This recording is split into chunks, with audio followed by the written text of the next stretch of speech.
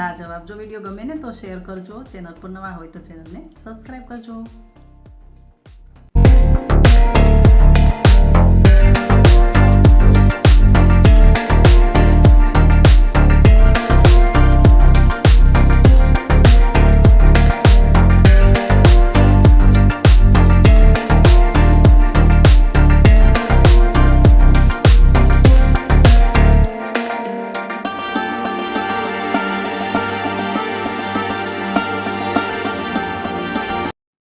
તો ફ્રેન્ડ્સ, આપણે બનાવવાનો છે મોહનથાળ। તો મોહનથાળ માટે અહીંયા આપણે 2 કપ બેસન લઈ લઈશું। જો આ કપનું માપ આપું છું એ જ રીતે તમારે પણ વધુ ઓછું તમારા માપ પ્રમાણે કરવાનું છે। હવે અહીંયા 2 કપ આપણે બેસન લીધો છે ને સાઈડમાં થોડું એવું દૂધ મેં ઉફાળું ગરમ કરી લીધું છે। હવે આની અંદર થોડું એવું અડધો કપ આ દૂધ આપણે એડ કરી દઈશું અને 1 ચમચી ભરીને ઘી એડ કરવાનું છે અને આને આપણે ઢાબો દેવાનો છે। ગુજરાતી ભાષામાં કહે કે ઢાબો દેવાનો છે ને તમે મોઈન પણ કહેવાય। હવે જે તમે જે ભાષામાં જે કહેતા હોઈએ આ રીતે આપણે આને એકદમ સરસ ઇવનલી મેચ કરવાનું છે અને હાથથી જેટલો પણ બેસન છે એ બધા જ બેસનની અંદર ઇવનલી ઘી અને દૂધ મેચ થઈ જવું જોઈએ અને એકદમ સરસ એનો ઢાબો બનવો જોઈએ। જો આ રીતે હાથથી બંને હાથની વચ્ચે લઈ અને આ રીતે મિક્સ કરતા રહેવાનું છે। મતલબ જો 2 કપ બેસન હોય ને તો 2 કપ બેસનની અંદર આપણે જે દૂધ ગરમ કર્યું હતું એ કપ તમે જોયો છે। મતલબ 2 થી 3 ચમચી દૂધ આની અંદર આપણે એડ કર્યું છે અને 1 ચમચી ફૂલ ભરીને આપણે ઘી એડ કર્યું છે। જોઈ શકો છો એકદમ આ રીતે હાથથી મેચ કરી અને આને ઢાબો દેવાનો છે। જેટલું આ રીતે એકદમ સરસ રીતે ઇવનલી રીતે તમે મેચ કરશો એકદમ દાણેદાર તમારો મોહનથાળ બનશે। રીત તો યુટ્યુબ પર ઘણી બતાવવામાં આવે છે પણ એક વખત આ મારી રીતે જો મોહનથાળ બનાવી લીધો ને તો પરફેક્ટ તમારો મોહનથાળ બની જશે। હવે આને આપણે ઢાંકીને 15 થી 20 મિનિટ માટે રેસ્ટ આપ્યો હતો અને ત્યાર પછી જોઈ શકો છો આનું એકદમ સરસ દાણેદાર ટેક્સચર છે। હવે આને છે ને આપણે જે છાવણી આવે છે આપણે આક આવે છે લોટ ચાળવાનો, મતલબ ઘઉંનો રોટલીનો લોટ ચાળો છો એ આક હોય છે એ આક લેવાનો છે ને આપણે ઊંધા આક પર આને થોડું એવું ભૂક્કો લઈશું અને હાથથી થોડું પ્રેસ કરી અને છાળી લઈશું। અને એમ ન ફાવે તો બીજી પણ રીત મેં આગળ બતાવેલી છે। તો વિડીયો ફ્રેન્ડ્સ પૂરો જોજો કારણ કે મોહનથાળનો વિડીયો છે, કોઈ પણ સ્વીટનો વિડીયો તમે જુઓ તો સ્કીપ કરીને વિડીયો ન જોવાય કારણ કે જો સ્કીપ કરી દેશો ને તો ઘણું પણ જતું રહેશે, જે અગત્યની જે ટિપ્સ હોય છે એ જતી રહેશે। માટે વિડીયો છે ને પૂરો જોજો અને પરફેક્ટ આવી જ રીતે તમારો પણ મોહનથાળ બની જશે। હવે આ હાથથી જો આ રીતે હું થોડું પ્રેસ કરી અને આ ઊંધા આંકની અંદર છાળી રહીશું, ઘસી રહી છું।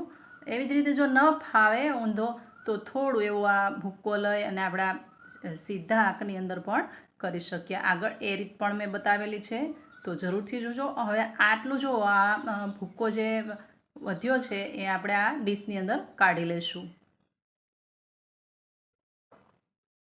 અને બાકી જો આ જે આપણે ચડાઈને જે બેસનનો લોટ બન્યો છે જો એકદમ કણીદાર દાણેદાર, આ એની મેઇન પ્રોસેસ છે। ઘણા લોકો આ પ્રોસેસ સ્કીપ કરી દે છે કારણ કે ફટાફટ બનાવી લેવાના આજે ક્રેઝ ચાલે છે પણ ફટાફટ બનાવશો તો આવો મોહનથાળ તમારો ક્યારે પણ નહીં બને।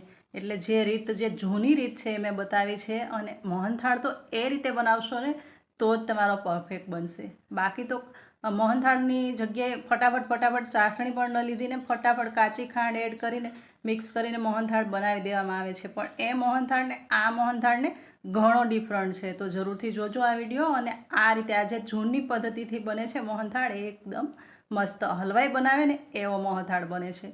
તો જરૂરથી આ રીતે બનાવજો। હવે જો આ રીતે મેં છતાં આંકની અંદર આપણે આ રીતે આ ભૂક્કો નાખી દઈશું અને ઘસી અને આને જેટલો ચડાય એટલો ચાળી નાખીશું અને બાકીના જે કણીઓ જે વધે છે એને આપણે આગળ બીજી પ્રોસેસ કરીશું। તો આ રીતે ડીશમાં લેતી જવાની અને ચાળતું જવાનું। જોઈ શકો છો એકદમ સરસ આપણું આ બેસન કણીદાર દાણેદાર અને કલર પણ જોવો એકદમ સરસ ઇવનલી મેચ છે। હવે આ જે કણી વધી છે ને એને આપણે મિક્સર જારનું જે ચટણીનું જાર આવે છે એની અંદર એડ કરી દઈશું અને આને બરાબર આપણે મિક્સરને ચલાવી લઈશું, મતલબ એકદમ સરસ ઇવનલી દળાઈ જવો જોઈએ. ત્યાર પછી આને પણ આપણે પાછો ચાળી લેશું. જેટલો ચડાય એટલો ચાળી લેશું અને બાકીનો જે વધે ને એ આપણે આ લોટ જે આગળ ચાળેલો છે એમાં જ એડ કરી દઈશું. તો આ રીતે મિક્સર જારની અંદર આપણે આ જે ભૂક્કો છે એ લઈ લઈશું અને એકદમ સરસ ક્રશ કરી લઈશું. જોઈ શકો છો આ રીતે એકદમ પાવડર ફોર્મમાં છે. હવે આને આપણે પાછો ચાળી લઈશું કારણ કે ઘઉં ની રોટલીનો જે લોટ હોય છે એનો આગ છે, તો એમાં એકદમ બારીક તમારો આ લોટ ચડાશે અને આમ દાણેદાર કણીદાર મોહનથાળ માટે પરફેક્ટ હશે. તો હવે આમાં થોડો પણ રહી જાય તો એને આપણે પાછું એડ કરી દઈશું આ લોટની અંદર. મતલબ આમાં હાથથી પ્રેસ કરી અને જો ઘસી અને ચાળતા જશો તો એકદમ સરસ બધો ચડાઈ જશે. આ રીતે જે દાણા બચ્યા હશે આ દાણા આપણે આની અંદર એડ કરી દઈશું. છે ને એકદમ જો ટેક્સચર આ રીતનું આપણે આ લોટનું પહેલાં તો આ પ્રોસેસ અનુસરવી પડે. જો જૂની પદ્ધતિ તમે મોહનથાળ બનાવવામાં અપનાવો તો એકદમ પરફેક્ટ એવો મોહનથાળ બને છે. હવે આ લોટ આપણો મોહનથાળ બનવા માટે તૈયાર છે. તો અહીંયા આપણે જાડા તળિયાવાળી એક પેન લઈ લઈશું અને એની અંદર આપણે આ ઘી અને લોટ એડ કરી દઈશું. તો 2 કપ ભરીને આપણે બેસન લીધો હતો, તો અહીંયા પોણા કપ જેટલું આપણે ઘી લઈ લઈશું. મતલબ અડધાથી થોડું ઉપર ઘી લેવાનું છે. આ ઘી થોડું વધારે લીધેલું છે પણ તમારે અડધાથી થોડું ઉપર મતલબ પોણો કપ ઘી લેવાનું છે અને બધું ઘી આની અંદર આપણે એડ કરી દઈશું. અને જે આપણે ચાળીને જે લોટ બનાવ્યો છે મોહનથાળ માટે જે પરફેક્ટ લોટ છે એ લોટ આપણે આની અંદર એડ કરી દઈશું. થોડી વાર લાગે છે મોહનથાળ બનતા, પણ જો પહેલાંની જે રીત છે, જૂની જે કંદોઈની જે રીત છે એ રીતે મોહનથાળ બનાવશો ને તો એકદમ લાગશે કે હા મોહનથાળ છે. બાકી ચાસણી વગર કાચી ખાંડ નાખીને આમ જ બધું મિક્સ કરીને બટકા તો પડી જશે પણ મોહનથાળનું જે ટેક્સચર હોય ને, જે મોહનથાળ હોય ને એ નહીં બને. માટે જરૂરથી આ રીતે મોહનથાળ બનાવો.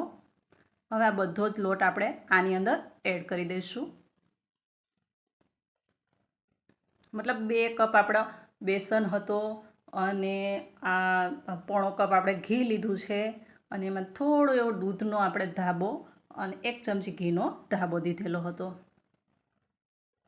હવે આ લોટ આપણો છે ને પરફેક્ટ મોહનથાળ બનવા માટે તૈયાર છે.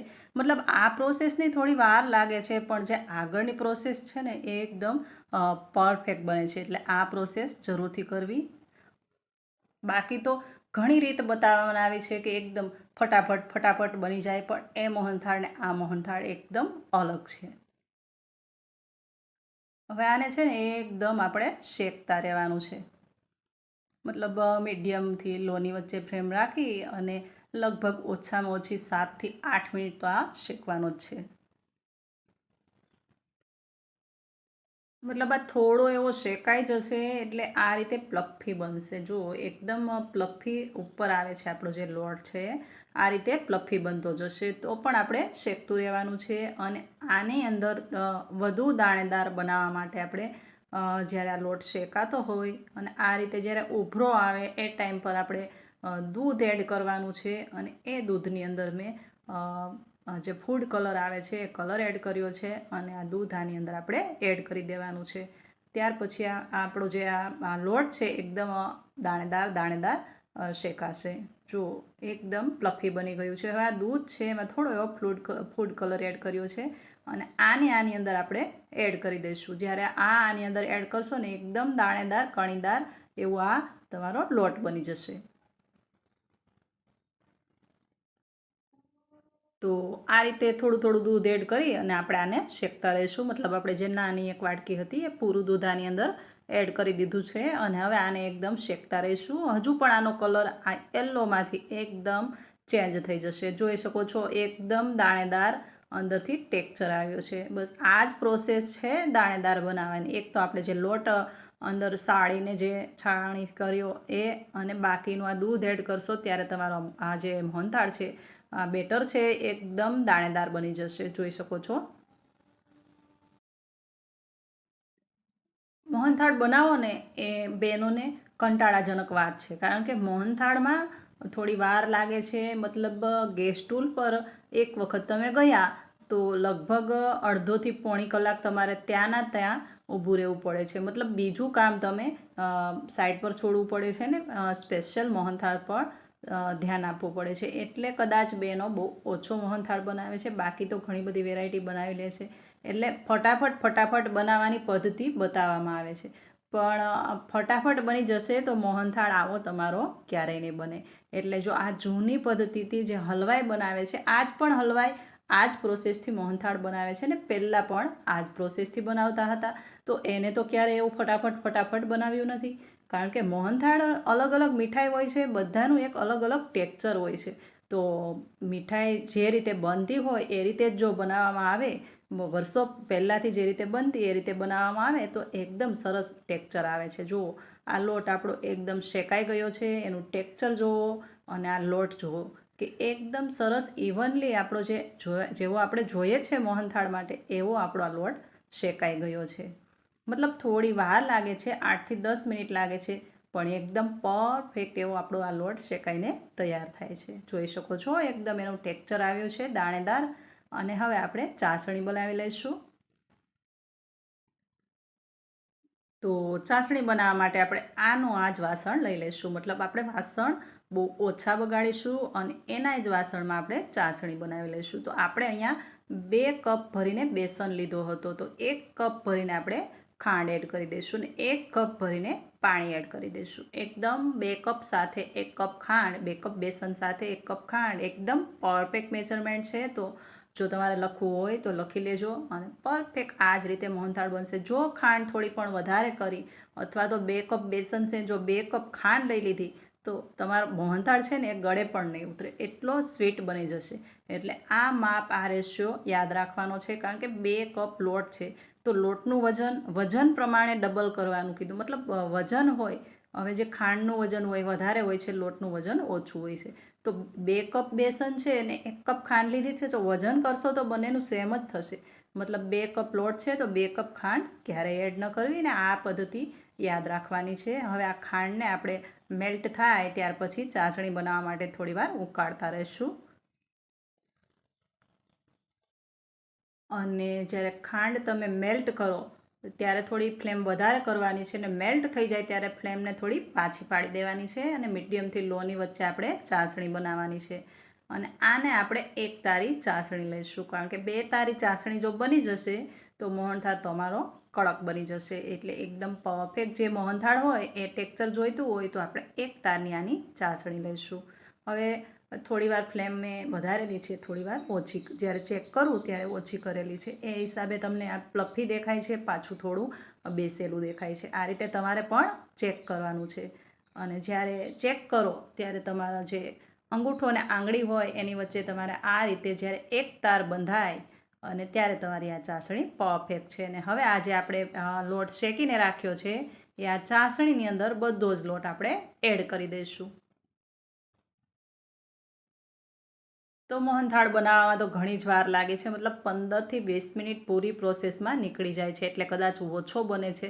અમારા જમાનામાં જ્યારે અમે નાના હતા અને સાતમ આઠમ આવતી, શ્રાવણ આવતો, ત્યારે તો અવશ્ય આ રેસીપી બનતી. મતલબ શ્રાવણ આવે ને જો આ સાતમ આઠમ હોય તો મોહનથાળ તો અવશ્ય બને જ. મતલબ ગામડાની અંદર લાડવા અને મોહનથાળ તો અવશ્ય બને. આજે થોડું વિસરાઈ ગયું છે, પણ જો આ રીતે બનાવી લેશો ને તો એ જ તમને ગામડાનો ટેસ્ટ આવશે. અને એ જ જે જૂની પદ્ધતિનો તમે મોહનથાળ ખાતા હતા એ જ મોહનથાળ તમારા જીભનો સ્વાદ ક્યારેય નહીં છોડે. હવે આ રીતે આપણે આને થોડીવાર મતલબ 2 થી 3 મિનિટ આ રીતે પાછું ચલાવી લેવાનું છે.